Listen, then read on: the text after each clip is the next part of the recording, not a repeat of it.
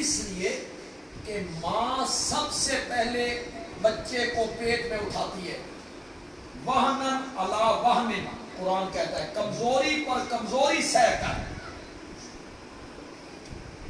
کتنی دقت اور کتنی مشقت اور کتنی تکلیف اسے ہوتی ہے، راتوں کی نیند اس کی اڑ جایا کرتی ہے۔ پھر جو بچہ پیٹ میں بڑھتا چلا گیا تو اس کی مصیبت میں اضافہ ہوتا چلا گیا۔ سب سے پہلے وہ پیٹ میں اٹھاتی ہے 9 مہینے، پھر جب وہ جنتی ہے تو وہ موت کو ہاتھ لگا کے آتی ہے، موت کو ہاتھ لگا کے آئی ہے۔ جب اس نے جنا ہے پھر اس نے 2 سال تک لگاتار دودھ پلایا، پالا ہے، پرورش ہاتھ کی بنا پر۔ میرے آقا نے 3 مرتبہ کیا کہا؟ تیری ماں، تیری ماں، تیری ماں، اور چوتھی مرتبہ کیا کہا؟ تیرا۔ مجھے اس سے انکار نہیں ہے کہ میرے آقا نے فرمایا تیرا باپ تیرے لیے جنت بھی ہے اور تیرا باپ تیرے لیے جہنم بھی ہے، خدمت کر، احترام کر تو جنت ہے، والد کی نافرمانی کر تو جہنم ہے۔ مجھے اس سے کوئی انکار نہیں ہے، لیکن کیا یک طرفہ ٹریفک ہے کہ والدین کی اولاد پر حقوق ہے اور اولاد کا کوئی حق نہیں ہے والدین پر؟ تم نے اس حق کو پورا کیا ہے؟ آج گلہ کرتے ہو اولاد نافرمان ہو گئی ہے، اولاد میری بات کو نہیں مان رہی ہے، تو خود نبی پاک کی بات کو نہیں مانتا، تو خود نبی پاک کا نافرمان ہے۔ تیرا منہ سونا کہ تو نبی پاک کی نہ مانے اور اولاد تیری مانے۔ کیوں مانے؟ اولاد تیری تب مانے گی جب تو نبی پاک کی ان کی اطاعت کرنا، فرما برداری کرنا نبی پاک کی۔ یہ گلہ کرنا کہ اولاد نافرمان ہو گئی ہے، تو ہم اپنی حالت کو دیکھیں کہ ہماری حالت کیا ہے۔ میں اپنی ماں، بہنوں، بیٹیوں سے جو صاحب اولاد ہیں، میں انہیں یہ کہنا چاہتا ہوں، تربیت کرو اپنی اولاد کی، صحیح نہج پر تربیت کرو، اسلامی نہج پر تربیت کرو اپنی اولاد کی۔ انہیں اسلامی قوانین، اسلامی ضابطے، حلال حرام، جائز ناجائز انہیں بتاؤ، انہیں سمجھاؤ، انہیں پڑھاؤ، ان کا ذہن بناؤ۔ یہ جو چھوٹی بچی ہوتی ہے اس کے کپڑے سیتی ہیں ہماری مائیں بہنیں، اور اس میں ان کا سینہ ننگا ہے، بازو ننگے ہیں، اور آپ کہہ دیتی ہو چھوٹی ہے جی۔ تو جب آپ اس بچپن کے دور میں اس کا ذہن یہ بنا رہے ہیں کہ تم نے آدھا لباس پہننا ہے، جوان ہونے کے بعد بھی وہ یہی پہنے گی۔ اس کا بچپن میں ذہن بنائے نا کہ سطر ہے، پردہ ہے۔ آپ نے بچپن میں ان کی صحیح تربیت نہیں کی، وہ جھوٹ بول رہا ہے بچہ، آپ نے کبھی پرواہ نہیں کی۔ آپ کی بیٹی جھوٹ بول رہی ہے، آپ نے کبھی پرواہ نہیں کی۔ وہ کسی کو گالی نکالتے ہیں، آپ نے کبھی نہیں روکا، کبھی منع نہیں کیا، نہ جھوٹ سے منع کیا، نہ گالی سے منع کیا، نہ آپ نے اخلاق سکھائے ان کو۔ تو میں اپنی ماں، بہنوں، بیٹیوں سے گزارش کروں گا کہ تعلیم اولاد کو ضرور دلوائیے، لیکن تعلیم کے ساتھ ساتھ اپنی اولاد کی تربیت بھی اسلامی نہج پر تربیت کیجیے، ان کو اسلامی آداب سکھائیے، بتائیے کہ زندگی کیسے گزارنی ہے۔ ہم بڑی تعریف کرتے ہیں، آپ بھی تعریف کرتے ہیں، میں بھی تعریف کرتا ہوں، اور ہم بھی ان کی عظمتوں کے قائل ہیں، آپ بھی ان کی عظمتوں کے قائل ہیں۔ حضرت سیدنا حسین رضی اللہ تعالیٰ بہت اونچے لوگ ہیں، حضرت سیدنا حسن رضی اللہ تعالیٰ بہت اونچے آدمی ہیں۔ حضرت حسن رضی اللہ تعالیٰ عنہ، خدا گواہ مسلمانوں کے اتحاد کے لیے کہ مسلمان جڑ جائیں، اختلاف ختم ہو جائے، اس بندے نے حکومت کی قربانی دے دی۔ آسان ہوتا ہے؟ آسان ہوتا ہے؟ دینا قربانی کوئی اپنی ذات کی، دینا کوئی قربانی اپنے عہدے کی، نہیں، کوئی نہیں دے۔ انہوں نے حکومت تک کی قربانی دے دی کہ مسلمانوں کے درمیان اتحاد ہو جائے، میری حکومت جاتی ہے تو جائے، مسلمانوں میں انتشار پیدا نہ ہو۔ تو حضرت حسن کی یہ عظمتیں، حضرت حسین کی یہ رفعتیں ہم بیان کرتے ہیں، لیکن اس طرف ہمارا کبھی دھیان نہیں گیا کہ وہ پلے تھے سیدہ فاطمہ کی گود میں. اس گود کی طرف کبھی خیال نہیں گیا کہ گود کیسی ملی تھی. تو ماں کی گود اگر صحیح ہو، ماں دیندار ہو، ماں اخلاق ہو، خود نماز پڑھے، خود سچ بولے، جھوٹ سے اسے نفرت ہو، تو وہ اپنی اولاد کی صحیح تربیت کرے گی. دیکھیں یہ جو ہمارے ذمہ لگا دیا جاتا ہے، مولوی تو عورت کو قید کرنا چاہتا ہے کہ یہ چار دیواری کے اندر قید ہو جائے، باہر نہ نکلے، اور ہم عورت کی آزادی چاہتے ہیں، عورت آزاد ہو. کیا آزادی دی گی آپ نے عورت کو؟ بسوں کا کنڈکٹر بنا دیا. یہ آزادی دی ہے آپ نے عورت کو کہ وہ بسوں کی کنڈکٹر بن جائے، یہ آزادی ہے. اپنے گھر میں اپنے بھائی کو پانی پیش کرے، اپنے بھائی کو چائے بنا کے دے، یہ قید ہے، یہ قید ہے. اور بسوں میں اور جہازوں میں غیر مسلموں کو، عیسائیوں کو، جن کی ختنہ بھی نہیں ہوئی، شراب پینے والوں کو ہنس ہنس کے پانی دے، تو یہ کیا ہے؟ اس کا نام آپ نے آزادی رکھا. خدا کا خوف کیجیے. اس کا نام آزادی ہے کہ عورت کی تصویر ہر بورڈ پہ سجا دی جائے. اس کا نام آزادی ہے کہ جگہ جگہ عورت کی تصویر اس کو اشتہاروں کے طور پر شائع کر دیا جائے. یہ جو عورت کو گھر کی چار دیواری کے اندر شریعت نے رکھا ہے، شریعت نے، پھر سنو، شریعت نے رکھا ہے. کیوں جی؟ وہ 22ویں پارے میں میرے پیارے پیغمبر کی بیویوں کے بارے میں اللہ خطاب کر کے کیا کہتے ہیں؟ کرنا فی بیوت کننا. بیوت کننا کا معنی تو آپ کو آتا ہوگا، اپنے اپنے گھروں میں. کرنا کا کیا معنی؟ ٹکی رہو، قرار پکڑو، اپنے اپنے گھروں میں ٹکی رہو. نبی پاک کی بیویوں سے بات کر رہے ہیں اللہ، گھر سے باہر نہ نکلو. تو یہ جو عورت کو کہا گیا کہ چار دیواری کے اندر رہو، یہ کیوں کہا؟ کیوں کہا؟ برتن دھو گے، کپڑے دھو گے، گھر کی صفائی کرے. میری مائیں بہنیں میری اس بات سے غلط فائدہ حاصل نہ کریں، وہ جس طرح کر رہی ہیں کرتی رہیں. عورت کا کپڑے دھونا، برتن دھونا، گھر کی صفائی کرنا، بچے کو دودھ پلانا اس پر لازم نہیں ہے، احسانن ہے. احسانن ہے، یہ عورت کا کیا ہے؟ احسان ہے. ورنہ کوئی لازم نہیں ہے کہ آپ کے کپڑے دھوئے، وہ آپ کے برتن وہ دھوئے، آپ کے گھر کی صفائی وہ کرے، بچے کو وہ دودھ پلاتی پھرے. یہ سب احسانن ہے. احسان ہے عورت کا. مشرقی عورت ہے، احسان کر رہی ہے. اس کا کام ہے اولاد کی تربیت کرنا، گھر کے اندر رہ کر اولاد کی کیا کرنا؟ تربیت کرنا، اچھی نسل قوم کے حوالے کرنا. یہ عورت کی ذمہ داری ہے. جس نسل نے کل باغ ڈور ملک کی سنبھالنی ہے، عورت وہاں رہ کر تربیت کرے. یہاں باپ چلا گیا دکان پر، ماں چلی گئی دفتر، بچوں کو کس نے سنبھالنا ہے؟ پھر بچے سکول سے پڑھ کے آئے تو ٹیوشن سے واپس آئے تو ٹی وی، موبائل. کیا تربیت کر رہے ہیں آپ اپنی اولاد کی؟ کس طرف جا رہی ہے آپ کی اولاد اور نئی نسل؟ میں اپنی ماؤں اور بہنوں اور بیٹیوں سے کہوں گا، اپنی اولاد کی صحیح تربیت کیجیے، روکیے انہیں غلط کام پر.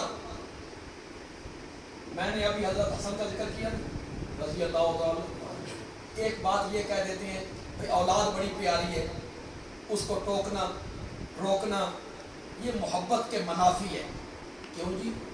میرے پیارے پیغمبر کو حضرت حسن کے ساتھ کتنی محبت تھی، معمولی محبت تھی. خطبہ دے رہے ہیں، حضرت حسن چھوٹے ہیں، مسجد میں داخل ہوئے، ٹھوکر لگی، گر پڑے، میرے نبی نے خطبہ چھوڑ کے اٹھا لیا.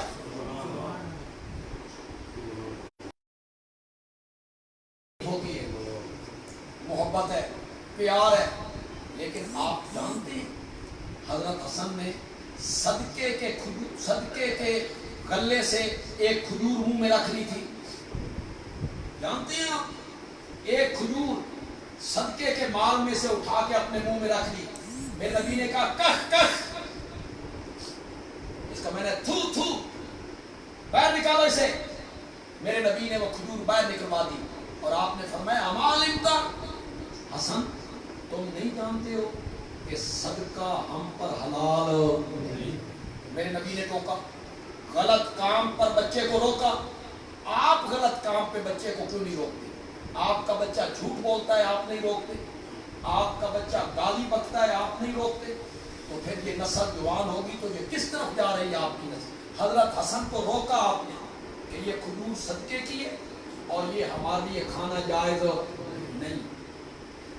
میرے آقا و مولا نبی اکرم صلی اللہ علیہ وسلم کی ایک اہلیہ کا نام ہے ام سلمہ. ام سلمہ, ان کے ایک بیٹے ہیں پچھلے خامن سے, نبی پاک سے نا پچھلے خامن سے ان کے ایک بیٹے ہیں. میرے نبی کے وہ ربیب بن گئے نا, یعنی اب میرے نبی کے بھی وہ بیٹے بن گئے.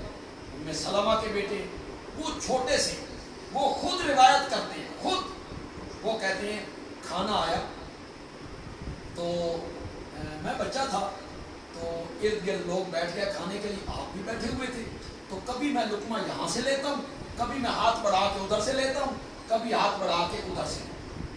تو آپ نے فرمایا بیٹا سامنے سے کھاؤ, سالن ایک جیسا ہے, آگے سے کھاؤ, اس طرح ہاتھ بڑھا بڑھا کے نہ کھاؤ. اس سے معلوم ہوا کہ بچوں کی تربیت کرنی چاہیے. اگر وہ غلط کام کر رہے ہیں, غیر اخلاقی کام کر رہے ہیں, تو آپ انہیں روکیں, آپ انہیں منع کریں, جس طرح نبی پاک نے ام سلمہ کے بیٹے. ایک اور صحابی کہتے ہیں میں بچہ تھا تو کھانا آیا تو آپ بھی بیٹھے ہوئے تھے, میں بھی بیٹھ گیا, میں اس طرح ہاتھ بڑھانے لگا, ادھر سے ادھر سے ادھر سے ادھر سے. آپ نے فرمایا بیٹا بسم اللہ پڑھ کے کھا. اب آپ نے پہلی تربیت کی, کھانے سے پہلے کیا پڑھنا ہے؟ بسم اللہ پڑھ کے کھا, اور اپنے سامنے سے کھا. سارا کھانا ایک جیسا ہے, یہ سارے تھال میں جو کھانا ہے ایک جیسا ہے, کبھی ادھر ہاتھ کرتے ہو کبھی ادھر کرتے ہو.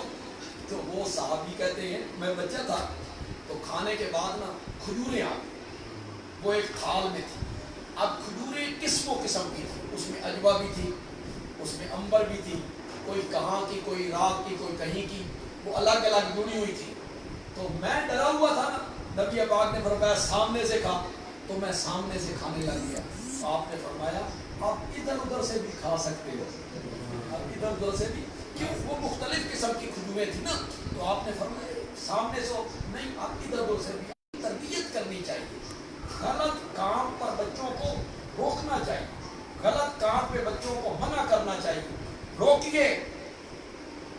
آپ جو لوگ بیٹھے ہیں میں آپ کو بھی کہہ رہا ہوں, چھوٹے بھائیوں کو روکیے, بچوں کو روکیے, بیٹیوں کو روکیے, بے حیائی سے روکیے, بے پردگی سے روکیے, نیم برہنگی سے روکیے, آوارہ گردی سے روکیے.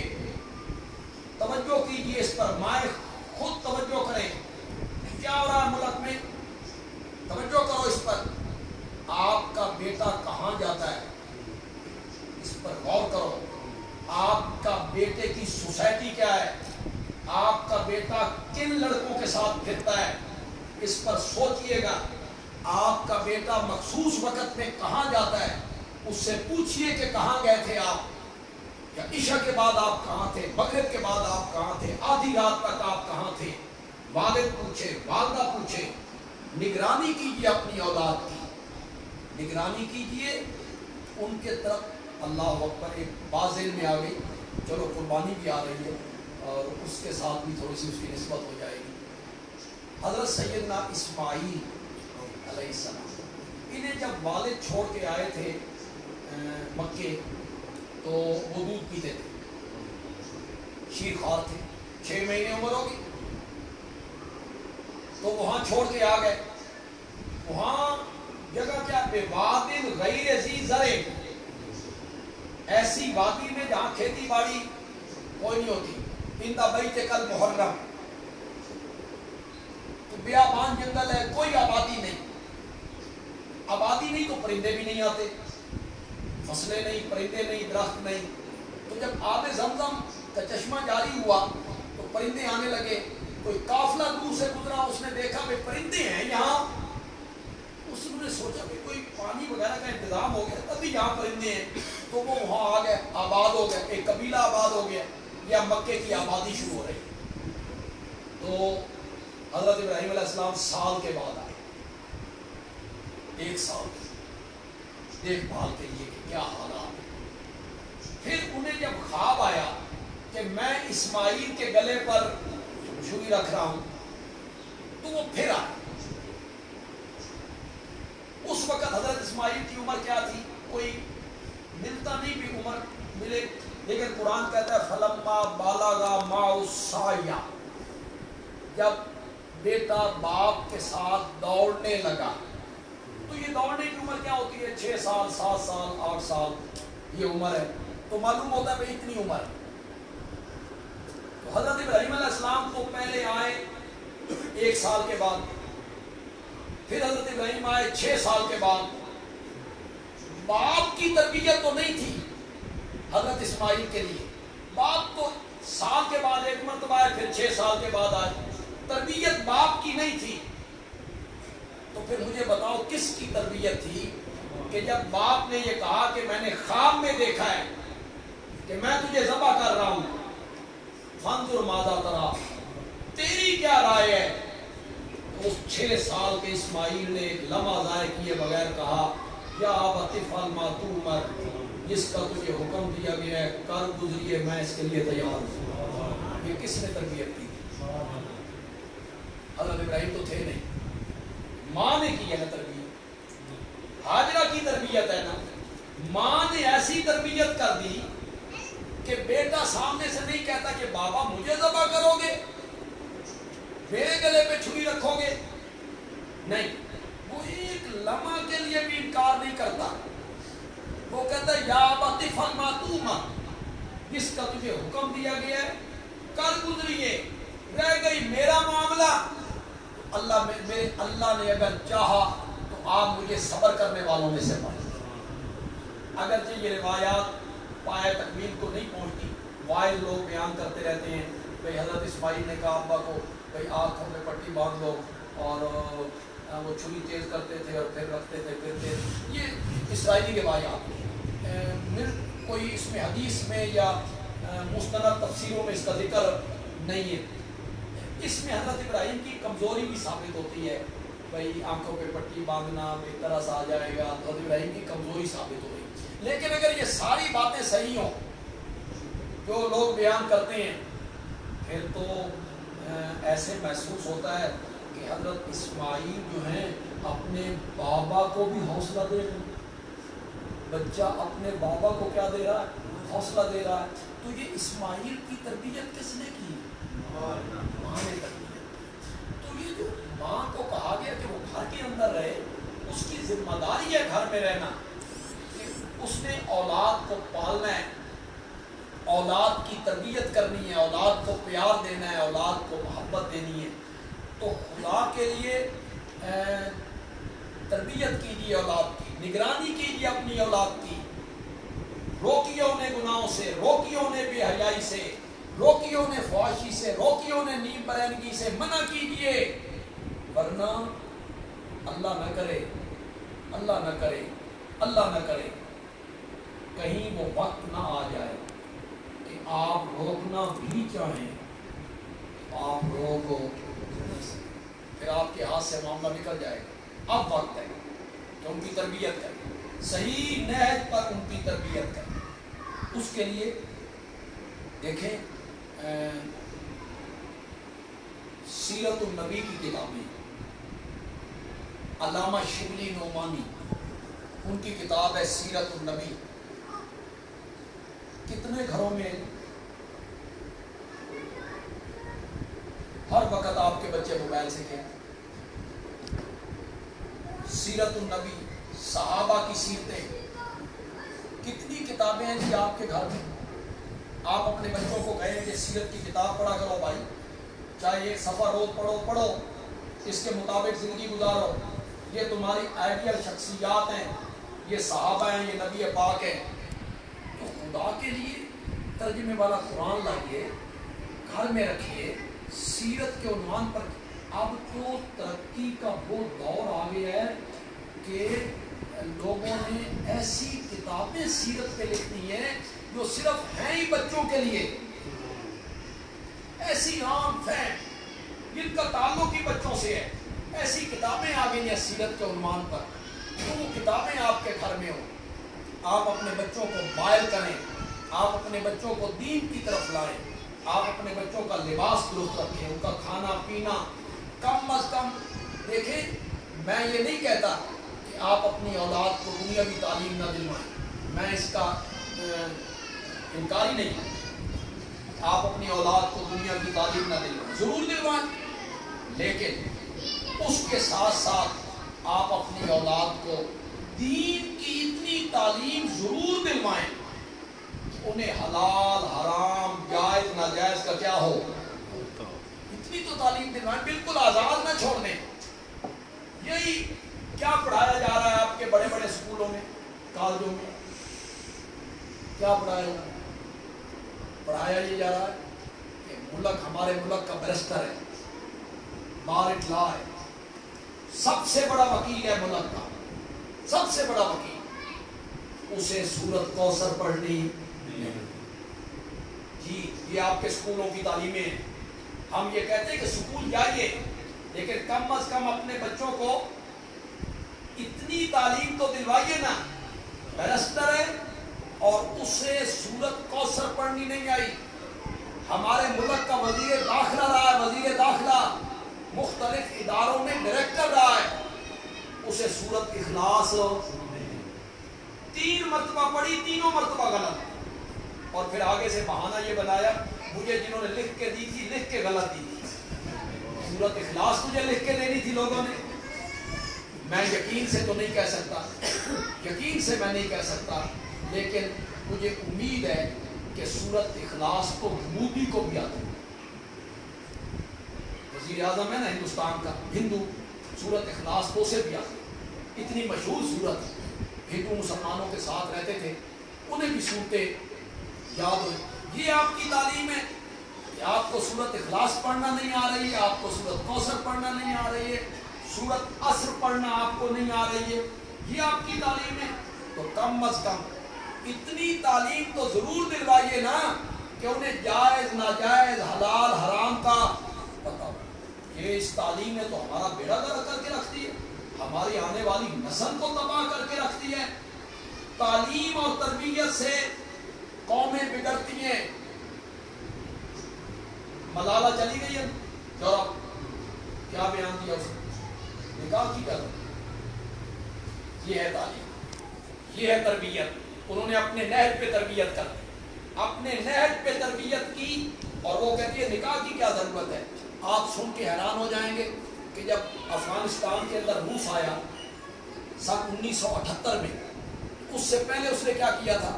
بچے لے کے گیا، افغانستان کے بچے اور بچیاں لے کے گیا اپنے علاقے میں کہ تمہارے ملک میں یونیورسٹیاں نہیں ہیں، تعلیم زیادہ نہیں ہے، ہمیں دو، پیسہ بھی ہمارا، کتابیں بھی ہماری، خرچہ بھی ہمارا. بچے اور بچیاں لے گیا روس، ان کی ذہن سازی کی. پھر آپ سن کر حیران ہو جائیں گے. ایک بچہ وہاں سے پڑھ کے آیا افغانستان، اس کے والد نے اپنے بیٹے سے کہا بیٹا تیری بہن جوان ہو گئی ہے، اس کے لیے کوئی مناسب رشتہ تلاش کرنا چاہیے. تو اس نے جواب میں کہا بابا رشتے کی کیا ضرورت ہے، میں ہوں نا. پھر تعلیمیں اس طرح تباہ کر دیتی ہیں، ذہن اس طرح معاف ہو جاتی ہیں. تو خدا کے لیے اپنی اولاد کی صحیح نہج پر تربیت کیجیے تاکہ ہماری آنے والی نسل جو ہے وہ صحیح معنی میں مسلمان بنے. اللہ تعالیٰ عمل کی توفیق عطا فرمائے. وما علینا